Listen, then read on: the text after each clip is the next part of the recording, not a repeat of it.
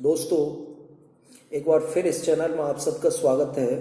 भारत शासन अधिनियम 1935 की सबसे महत्वपूर्ण विशेषता प्रांतीय स्वायत्तता प्रोविंशियल ऑटोनॉमी पर विस्तृत रूप से चर्चा करेंगे। सर्वप्रथम प्रांतीय स्वायत्तता का विचार 1911 में लॉर्ड हार्डिंग द्वारा एक सरकारी पत्र में दिया गया था। भारत शासन अधिनियम 1919 में प्रांतों में द्वैत शासन की स्थापना करके एक आंशिक प्रांतीय उत्तरदायित्व की व्यवस्था प्रांतों में की गई थी, लेकिन इसमें अंतर्निहित कमी और ब्रिटिश सरकार की नीयत में खोट अर्थात क्रियान्वयन में अनिच्छा होने के कारण ये असफल रही। फिर भारतीयों के द्वारा लगातार स्वशासन और पूर्ण स्वराज्य की मांग की गई थी। उसी परिप्रेक्ष्य में 1935 के अधिनियम द्वारा प्रांतों में स्वायत्तता की स्थापना की गई। क्या है प्रांतीय स्वायत्तता? 1935 के अधिनियम द्वारा प्रांतों को केंद्र के नियंत्रण से मुक्त कर समस्त शासन निर्वाचित उत्तरदायी भारतीय मंत्रियों के हाथ में सौंपना प्रांतीय स्वायत्तता कहलाई। प्रांतीय सरकारों को प्रांतीय सूची के 54 विषयों पर विधायी, प्रशासनिक और वित्तीय क्षेत्र में सत्ता प्रदान की गई। इस प्रकार प्रांतीय स्वायत्तता प्रांतों को शासन करने की स्वतंत्र शक्ति देने से संबंधित थी। अब भारत शासन अधिनियम 1935 के तहत प्रांतीय स्वायत्तता के संबंध में प्रांतों के लिए क्या क्या व्यवस्थाएं थी। नंबर 1, ब्रिटिश सरकार के प्रतिनिधि गवर्नर होंगे और समस्त कार्यपालिका शक्ति उसमें निहित होगी। नंबर 2, गवर्नर की भूमिका संवैधानिक अध्यक्ष की होगी, जो मंत्रिपरिषद की सहायता और सलाह से कार्य करेगा। 3, मंत्रिपरिषद का निर्माण विधानसभा में बहुमत प्राप्त दल में से होगा। 4, मंत्रिपरिषद व्यवस्थापिका की प्रति उत्तरदायी होगी। नंबर 5, प्रांतीय सूची जिसमें 54 विषय थे पर कानून बनाने का अधिकार पूर्णतः प्रांतीय विधायिका को सौंपा गया। नंबर 6, आवश्यकता पड़ने पर गवर्नर जनरल शासन में हस्तक्षेप कर सकता था। 7, अधिनियम द्वारा 6 प्रांतों में द्वै सदनात्मक व्यवस्थाओं की स्थापना की गई थी। कौन कौन सी हैं? बंगाल है, बिहार है और आसाम, मद्रास, बंबई और संयुक्त प्रांत। और नंबर 8, द्वैत शासन व्यवस्था का प्रांतों से अंत करके केंद्र में स्थापित कर दिया गया था। प्रांतीय स्वायत्तता का क्रियान्वयन इम्प्लीमेंटेशन ऑफ प्रोविंशियल ऑटोनॉमी 1935 के भारत शासन अधिनियम में प्रांतीय स्वायत्तता के क्रियान्वयन हेतु अप्रैल 1937 में 11 प्रांतों में निर्वाचन हुए। मद्रास, बंबई, बिहार, उड़ीसा, मध्य प्रांत, संयुक्त प्रांत। इन 6 प्रांतों में कांग्रेस की पूर्ण बहुमत सरकार बनी। असम पश्चिमोत्तर सीमा प्रांत में कांग्रेस ने मिलीजुली सरकार बनाई। पंजाब में यूनियनिस्ट पार्टी ने, बंगाल में कृषक प्रजा पार्टी मुस्लिम लीग ने और सिंध में मुस्लिम लीग ने प्रांतीय स्वायत्त सरकारों की स्थापना की थी। निर्वाचन के बाद मंत्रिमंडल निर्माण पर कांग्रेस में मतभेद था। कुछ कांग्रेसी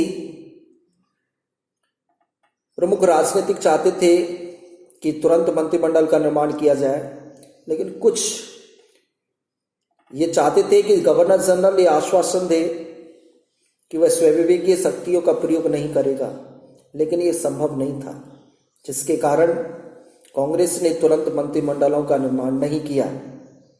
लेकिन 26 जून